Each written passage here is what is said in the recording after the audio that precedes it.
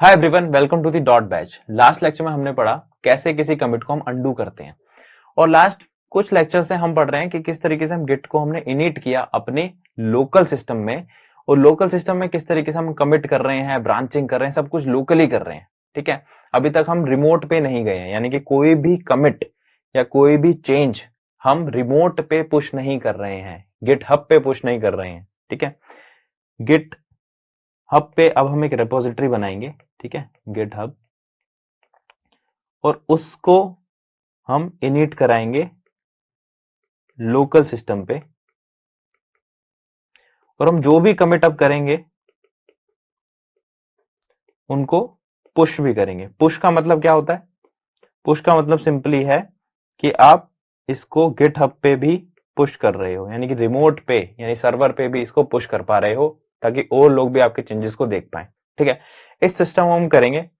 तो इस लेक्चर में हम पढ़ेंगे how to push the commit, उसके बाद हम पढ़ेंगे गिट गुइज के बारे में। ठीक है, ये कुछ जैसे अब तक हम कमांड लाइन यानी कि CLI के थ्रू हम गिट से इंटरेक्ट कर रहे हैं, हम ग्राफिकल यूजर इंटरफेस के थ्रू भी गिट से इंटरेक्ट कर सकते हैं, वो दोनों चीज हम देखेंगे। ठीक है, सबसे पहले हम देखते हैं कि कैसे गिट को बेसिकली किसी कमिट को पुश करते हैं। तो चलो एक बार सिस्टम पे जाते हैं और एक गिट रिपोजिटरी बनाते हैं जो कि आप पुश भी कर पाओ रिमोट पे। ठीक है, तो सबसे पहले मुझे गिट हब पे एक रिपोजिटरी बनानी होगी। ये मैंने रिपोजिटरी बनाया था माई रेपो नाम से ही।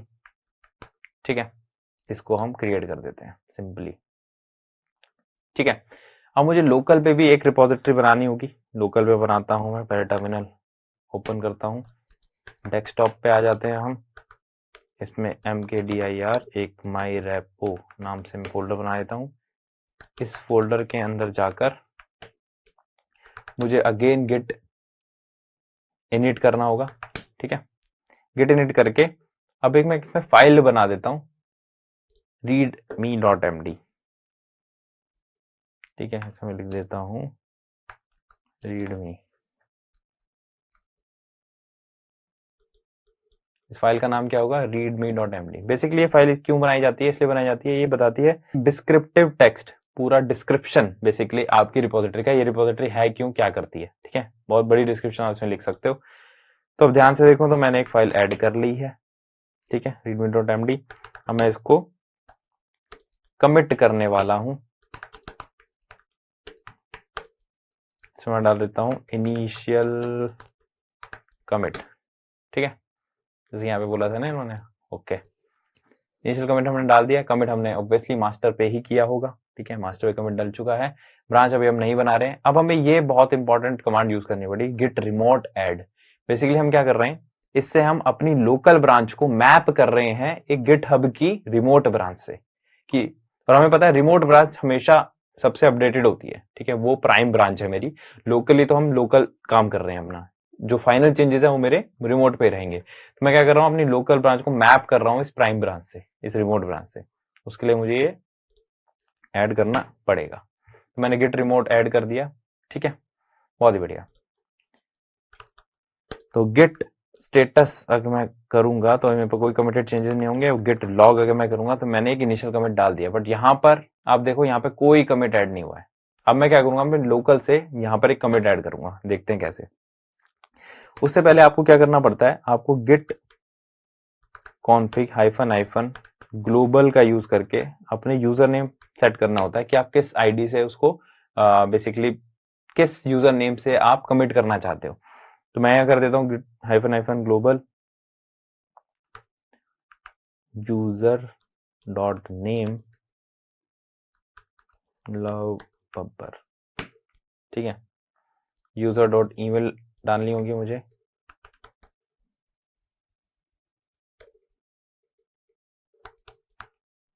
gmail.com। ठीक है, ये मैंने डाल दिया। इसको देखने के लिए आप ये भी कर सकते हो, गिट कॉन्फिग हाइफन लिस्ट। ठीक है, ये आपने डाल दिया, बहुत ही बढ़िया। अब हम क्या करेंगे, अभी एक कमांड का यूज करेंगे जो कि पुश करेगी मेरे लोकल चेंजेस को, यानी कि लोकल कमिट्स को।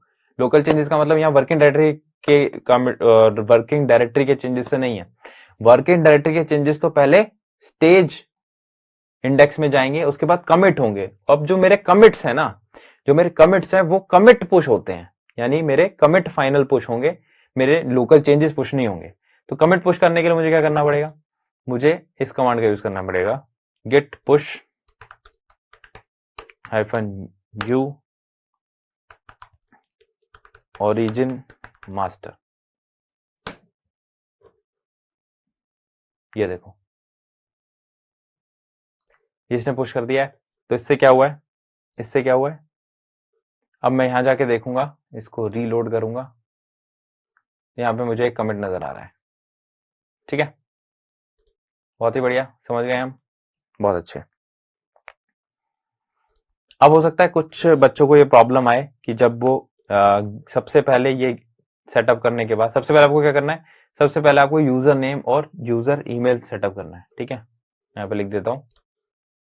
सबसे पहले आपको क्या करना है, सबसे पहले आपको गिट हब अकाउंट बनाना होगा।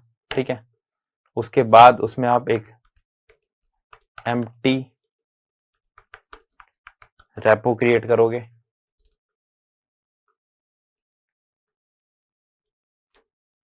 ठीक है, उसके बाद अपने लोकल सिस्टम में इन दो कमांड्स का यूज करोगे।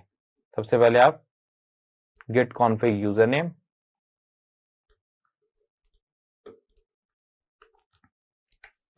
ठीक है, फिर आपको ईमेल। तो ये यूजर नेम ईमेल कौन सी होंगी, जो आपने गिट हब अकाउंट में बनाई होंगी। ठीक है, हमारे केस में ये था।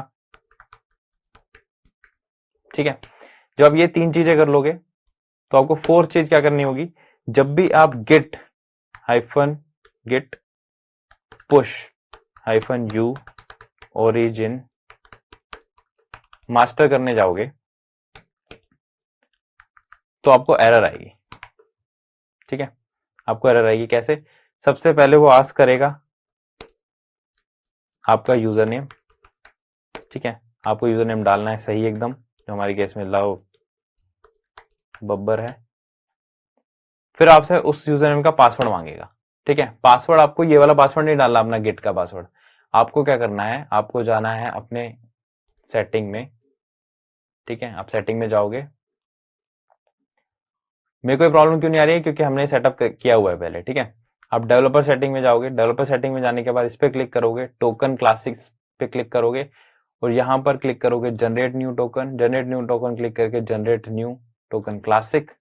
उसके बाद यहाँ पे कुछ नाम लिख देना आप, SS टोकन नाम से, इसकी एक्सपायरेशन आप नो एक्सपायरी डाल देना और सबको क्लिक टिक कर देना। ठीक है, आपको हर चीज को क्लिक कर देना है, क्योंकि आप ही कर रहे हो तो सारी परमिशन दे दो आप अपने आप को। उसके बाद आपको एक टोकन जनरेट कर लेना है। टोकन जनरेट होने के बाद इसको आपको कॉपी करना है। ठीक है, इसको कॉपी करना है। कॉपी करने के बाद यूजर नेम के बाद आपसे पासवर्ड जो मांगा जाएगा वो ये टोकन होगा। ठीक है, इस टोकन को डालने के बाद आपका पुश आराम से हो जाएगा। ठीक है, तो ये प्रॉब्लम आपको आ सकती है, इसलिए मैंने स्टेप बता दिया है, ये आपको इस तरीके से करना है। ठीक है, सबसे पहले आपको ये सब सेट करना है, सबसे पहले आपको गिटहब अकाउंट बनाना है, एम्प्टी रिपो बनानी है, लोकल सिस्टम में आपको ये सब करना है, फिर आपको सारे वाले काम करने हैं जो अभी हमने करे थे। राइट, सबसे पहले हमने एक कमिट किया था, कमिट करने के बाद हमने गिट रिमोट कमांड का यूज किया था। राइट, ये वाली कमांड गिट रिमोट ऐड, इससे हमने क्या किया था, इससे हमने हमारी जो रिमोट रेपो थी उससे हमारी लोकल रेपो को लिंक करा था। लिंक करने के बाद आप जब फाइनल पुश करोगे तो आपको प्रॉब्लम आ सकती है, यूजर नेम मांगेगा तो आपको गिट का यूजर नेम डालना है, पासवर्ड में आपको टोकन जनरेट करके वो डालना है। ठीक है, पहले पासवर्ड नॉर्मल डल जाया करता था, अब गिटहब ने अपडेट कर दिया है, आपको टोकन डालना पड़ता है। बहुत ही बढ़िया, तो इस तरीके से आप रिमोट पे कमिट कर सकते हो। ठीक है, एक छोटा सा और कमिट करके देखते हैं, गिट, ऐसा करते हैं नॉर्मल सी फाइल बनाते हैं, है ना,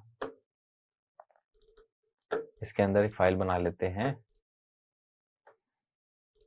इसी फाइल को सेव कर लेते हैं।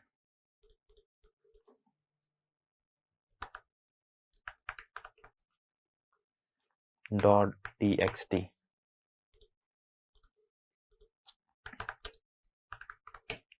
ठीक है, गिट ऐड मुझे करना पड़ेगा git commit -m। अब तो सब याद हो गया होगा आपको, राइट? इतने सारे कर चुके हैं हम, है ना। git remote, बहुत ही बढ़िया। अब ये कमिट आपने कर दिया है, ये कमिट अभी मेरे पास लोकल पे है। अब इस कमिट को मुझे भेजना है कहां पर?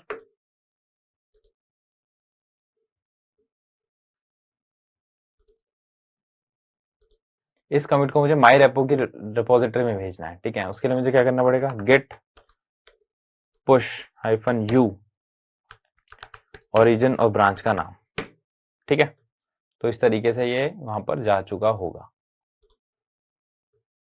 बहुत ही बढ़िया, जा चुका है ये, 2 कमिट आ गए हैं। अब तो हमने ये सब देख लिया, ठीक है। ये सब था कमांड लाइन से इस चीज को इंटरेक्ट करने का तरीका। अब एक बेटर तरीका जो कि बहुत ही ज्यादा यूज होने वाला तरीका है, वो है गिटहब डेस्कटॉप। गिटहब ने एक अपना खुद का ग्राफिकल यूजर इंटरफेस बनाया हुआ है जो कि यूज होता है इंटरेक्ट करने के लिए गिट रिपोजिटरी से, ठीक है। इसको हम सिंपली इंस्टॉल कर सकते हैं। इसको इंस्टॉल करेंगे हम, डाउनलोड फॉर मैकओएस।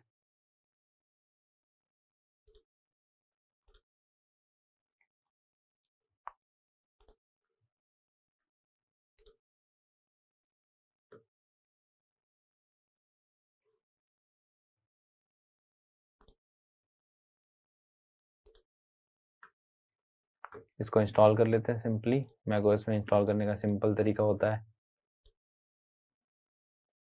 इसको ताकि ड्रैग एंड ड्रॉप कर दिया हमने, ठीक है। तो अब देखो ध्यान से, गिटहब डेस्कटॉप हमने इंस्टॉल कर लिया है। इसको ओपन करते हैं।